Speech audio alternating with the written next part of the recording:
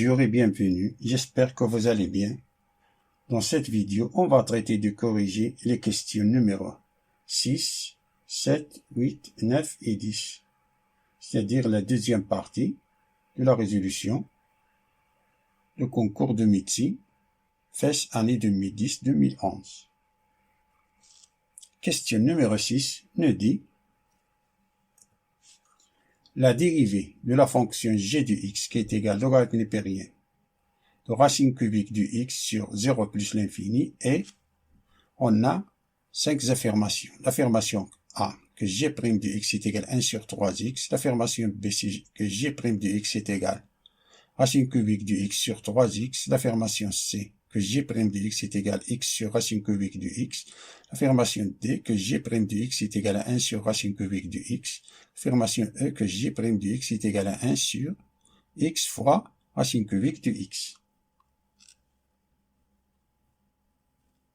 Il faut cocher la bonne réponse parmi les 5 affirmations proposées. On a g de x qui est égal logarithme népérien de racine cubique du x, et qu'on va dire que g de x est égal logarithme népérien de x x à la puissance 1 tiers. Racine cubique du x, ça veut dire que x à la puissance 1 tiers. On applique la propriété logarithme népérien, ça est égal à 1 tiers logarithme népérien de x. Alors, g' de x est égal à 1 tiers, une constante, fois la dérivée du logarithme népérien de x. La dérivée du logarithme népérien de x, c'est 1 sur x. Ça est égal à 1 sur 3x. C'est-à-dire, la bonne réponse, c'est A. Passons à la question numéro 7. Qui nous dit la valeur de l'intégrale g qui est égale à l'intégrale entre 1 et e de logarithme népérien à la puissance n de x divisé par x d de x, et on a 5 affirmations. Affirmation A que g est égal à 1 sur n plus 1, affirmation B qui est égale à e sur n plus 1, l'affirmation C qui est égale à 2e divisé par n plus 1, l'affirmation D qui est égale à 2e sur n, l'affirmation E qui est égale à 1 sur n. Parmi les 5 affirmations proposées, une seule est juste. Tout d'abord, on rappelle que l'intégrale f de x à la puissance n fois f' de x d de x est égal, qui est égal à l'intégrale de f de x à la puissance n fois, car on a f' de x d de x, ce n'est que d de f de x. Ça est égal à 1 sur n plus 1. F de x à la puissance n plus 1 plus une constante, si n est différente de moins 1, qui est égal au logarithme népérien de la valeur absolue de f de x plus une constante, si n est égal à moins 1. Alors on commence. Alors g qui est égal à l'intégrale entre a et e de logarithme népérien de n à la puissance n de x sur x d de x est égal à l'intégrale entre 1 et e de logarithme népérien à la puissance n de x fois on a ici 1 fois 1 sur x d de x.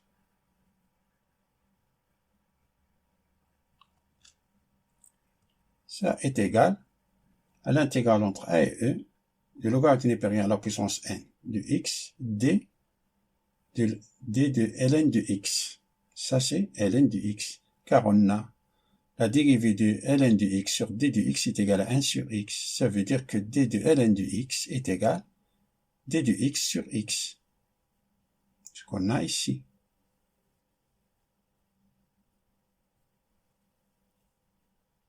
Si on remplace ln de x par t, alors on a, ça c'est l'intégrale de t à la puissance n, d de t. C'est simple. Alors ça est égal à 1 sur n plus 1, ln à la puissance n plus 1 de x, entre crochets, entre 1 et e. On remplace x par e, ça est égal à 1 sur n plus 1 ln n plus 1 de e, moins 1 sur n plus 1 ln de n, ln à la puissance n plus 1 de 1. Ça c'est 0. ln de 1, c'est 0. 0 à la puissance n plus 1, c'est 0. Tout ça c'est 0. Ça est égal et ça c'est 1. ln de E, c'est 1. 1 à la puissance n plus 1, c'est 1. Alors on a 1 fois 1 sur n plus 1 est égal à 1 sur n plus 1. Par suite, la bonne réponse, c'est A. Passons à la question numéro 8.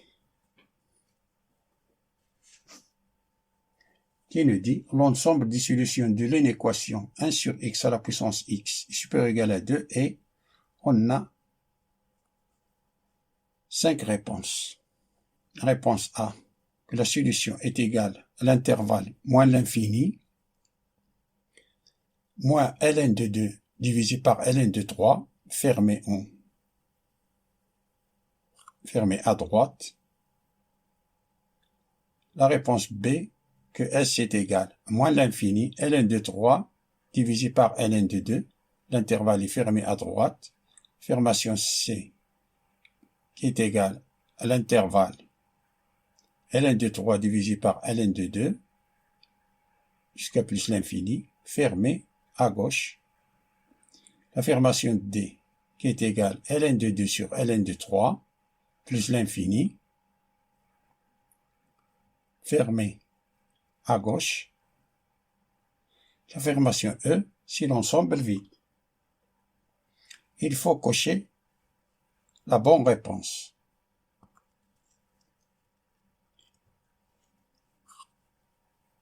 Un tiers à la puissance x est supérieur ou égal à 2, ça veut dire que 3 à la puissance moins 1, 3 à la puissance moins 1, c'est un tiers.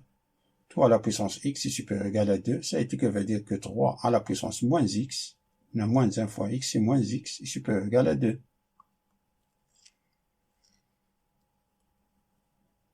Ce que veut dire, ça c'est toujours positif pour tout x appartient à R. Alors on peut faire entrer ln. Alors on a ln de 3 à la puissance moins x est supérieur ou égal à ln de 2. Ce que veut dire que moins x, applique la propriété de ln. Ici, lorsqu'on applique ln, le sens de l'inégalité ne change pas. Alors on a ici, ce que veut dire que moins x, ln de 3 est supérieur ou égal à ln de 2. Ce que veut dire que moins x est supérieur ou égal à ln de 2 divisé par ln de 3. Ce que veut dire que x, puisqu'on multiplie par moins 1, c'est une égalité, le sens de l'inégalité change. Alors on a x est inférieur ou égal à moins ln de 2 sur ln de 3.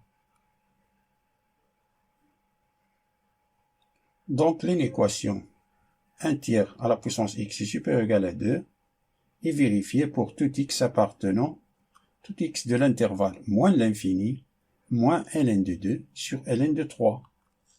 Par suite, l'ensemble de solutions S est égal moins l'infini, moins ln de 2 sur ln de 3, fermé en moins ln de 2 sur ln de 3.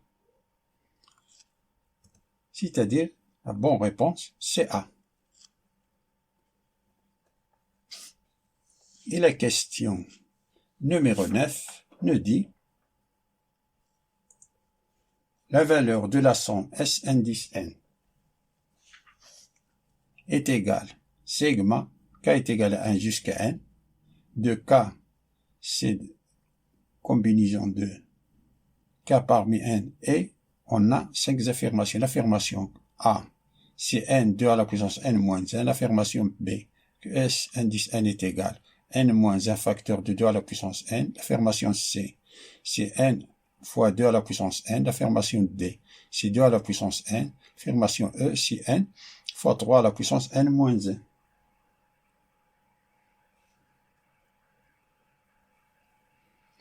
On va utiliser deux façons pour répondre à cette question.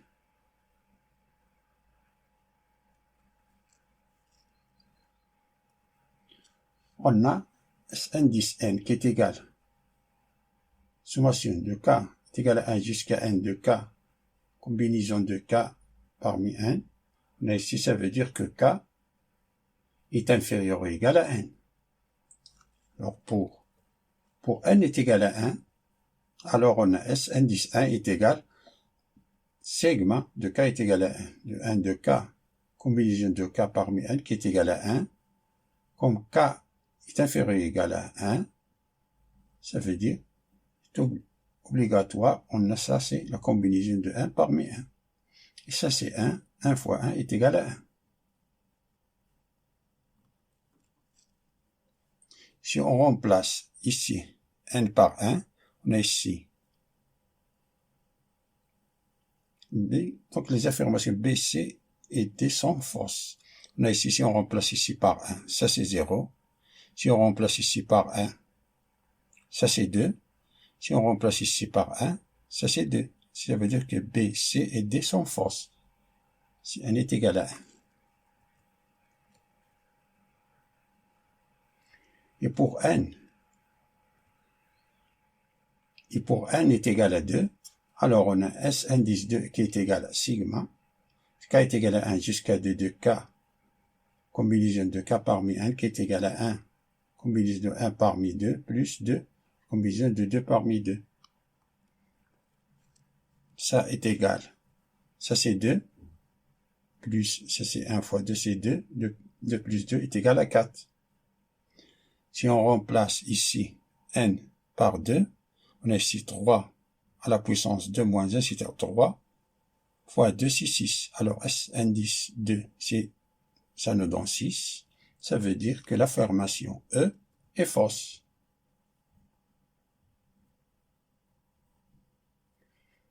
C'est-à-dire, la bonne réponse, c'est A.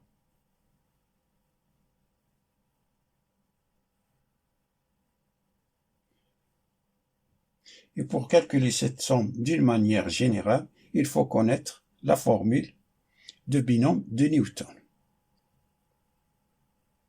On rappelle que la formule du binôme de Newton, qui est A plus B à la puissance n, est égale sigma de K est égal à 0 jusqu'à 1 de combinaison de K parmi n de A à la puissance n moins K, B à la puissance K.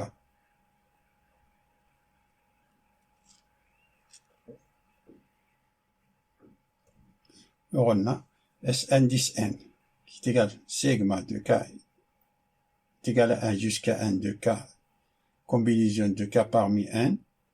Pour calculer cette somme, on va utiliser la dérivée. Si on nous disait de calculer par exemple cette somme-là, S indice n qui est égal sigma de K est égal à 1 jusqu'à 1 de 1 sur K plus 1, combinaison de K parmi n. Pour calculer cette somme, on peut utiliser la formule du binôme de Newton, mais en utilisant l'intégration. Ici, on va utiliser la dérivée, mais ici, on peut utiliser l'intégration. Commençons. On va calculer ça en utilisant la dérivée. On pose A est égal à 1, formule A est égal à 1 et B est égal à X. Alors, sigma de K est égal à 0 de 1 jusqu'à combinaison de K, mais n de 1 à la puissance, on a 1, c'est 1 à la puissance n moins K fois X à la puissance K, ça est égal 1 plus X à la puissance n. Ça implique que la dérivée, cette somme-là, la dérivée est égale à la dérivée de 1 plus X à la puissance n. Ça veut dire que ça c'est sigma de K est égal à 0 jusqu'à n de combinaison de K parmi n de K fois X à la puissance K moins 1. Ça c'est 1. Et la dérivée de X à la puissance K, c'est K fois X à la puissance K moins 1, qui est égal la dérivée de 1 plus X à la puissance n, c'est n, fois 1 plus X à la puissance n moins 1.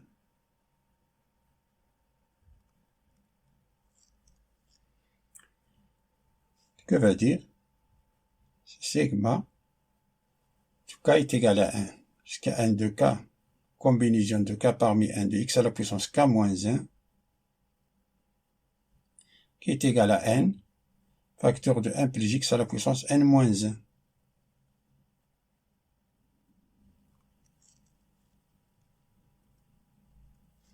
Si X est égal à 1, or, sommation de K est égal à 1 jusqu'à n de K, combinaison de k parmi n de x à la puissance k moins 1 est égal à n, facteur de 1 plus x à la puissance n moins 1.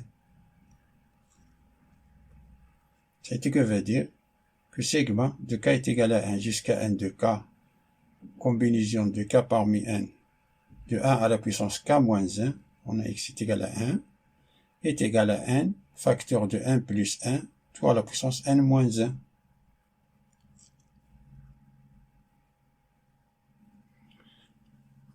Ça veut dire que cette sommation, que segment de k est égal à 1 jusqu'à n de k fois la combinaison de k parmi n est égal, ça c'est n, fois 2 à la puissance n moins 1. C'est-à-dire, bonne réponse, c'est A.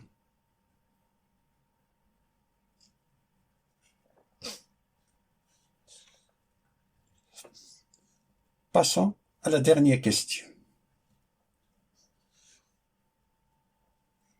Soit I le nombre imaginaire, la valeur de la somme S qui est égale, segment de k est égal à 0 jusqu'à 2011, I à la puissance k est. On a 5 affirmations. L'affirmation A que S est égal à 0, l'affirmation B qui est égale à 2 sur 1 moins I, l'affirmation C qui est égale à 2I sur 1 moins I, l'affirmation D qui est égale à moins 2I sur 1 moins I, l'affirmation E qui est égale à 1 plus I sur 1 moins I. Il faut cocher parmi les 5 affirmations proposées, une seule est juste. Il faut cocher la bonne réponse. On rappelle que suite géométrique de la forme, on a UN 10 n plus 1 est égal à R fois UN 10 n avec R la raison. D'une manière générale, UN 10 n est égal à R à la puissance n moins A fois UN 10 A. Et la somme de n moins A d'une suite géométrique est égal à UN 10 A plus UN 10 A plus 1 jusqu'à UN 10 n, ça est égal UN 10 A fois 1 moins R, la raison, la puissance n moins A plus 1, tout divisé par 1 moins R, si R est différent de 1. Si R est égal à 1, alors S est égal à n moins A plus 1, facteur de UN 10 A. Nous rappelons encore que UN 10 1 est égal à I au carré c'est moins 1, I à la puissance 3 c'est moins I à la puissance 4 c'est 1. On a la somme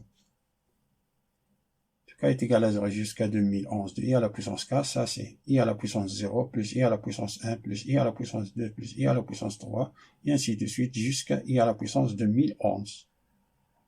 On observe que grand S, c'est la somme de 2012 termes d'une suite géométrique de raison I, car tout terme divisé par son prédécesseur est égal à I, car on a I à la puissance 1 divisé par I à la puissance 0 est égal à I. I à la puissance 2 divisé par I à la puissance 1, c'est égal à I. I à la puissance 3 divisé par I à la puissance 2, c'est égal à I. Et ainsi de suite. Donc la raison ici, c'est une suite géométrique de raison. R est égal à I. D'où grand S qui est égal, segment de k est égal à 0 jusqu'à 2011, I à la puissance k est égal, premier terme, indice 0, c'est-à-dire 1, fois 1 moins, on applique cette formule-là, on a la raison est différente de 1 moins I à la puissance 2011, moins 0, plus 1, divisé par 1 moins I. Ça est égal 1 moins I à la puissance 2012, divisé par 1 moins I.